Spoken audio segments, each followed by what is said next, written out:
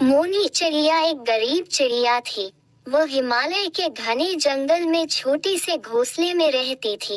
वो बहुत गरीबी में जीवन बिता रही थी। अब चलकर दूसरे जंगल में कोई नौकरी तलाशनी होगी। यहाँ तो कोई काम मिलता नहीं है। वो दूसरे जंगल में नौकरी की तलाश में निकल गई। काफी देर हो गई, अब वो उड़ते उड़ते थक गई थी। अब उसे बहुत भूख लग रही थी।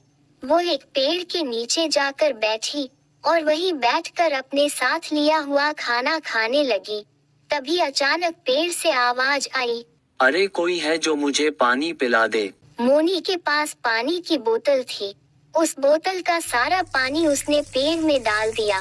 पेड़ की जड़ में पानी पहुंचते ही पेड़ बोला, तुमने मुझे पानी पिलाकर मेरी सांसें लौटा दी है। मैं तुमसे बहुत प्रसन्न हूँ।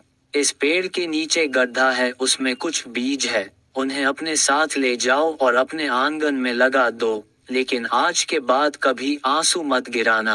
मोनी ने पेड़ के नीचे देखा तो वहाँ एक गड्ढा था। उसमें बीज की पोटली थी। मोनी ने उसे उठा लिया।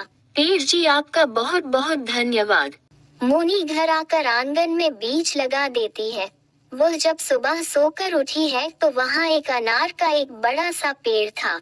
मोनी पेड़ को देखकर बहुत खुश हुई। यह अनार का पेड़ कैसे मेरी इच्छा पूरी कर पाएगा। तभी उसने देखा कि पेड़ की कुछ डालियों पर अनार लगे हुए हैं और एक अनार नीचे गिरा हुआ है। उसने अनार तोड़कर देखा तो अनार के बीज हीरे के थे। मोनी हीरे देखकर हैरान रह गई। अरे ये तो कमाल हो गया। इन अनारों के अंदर तो हीरे हैं। वह पेड़ पर चढ़कर सारे अनार को तोड़ने का सोच रही थी। तभी पेड़ से आवाज आई, मोनी थोड़ा सब्र करो, जो अनार नीचे गिरेंगे वही उठाना। थोड़ा थोड़ा करके बाजार में बेच देना। इस पेड़ की जितनी अच्छी देखभाल करोगी उतनी ही ज्यादा फल तुम्हें मिलेंगे। ध्यान रखना ये बात किसी को पता ना चले। मोनी पेड़ से देखभाल करने लगी। थोड़ी देर बाद वो हीरे लेकर बाजार गई और उन्हें बेच दिया। उसको उम्मीद से ज्यादा पैसे मिले। अब वो बहुत खुश थी।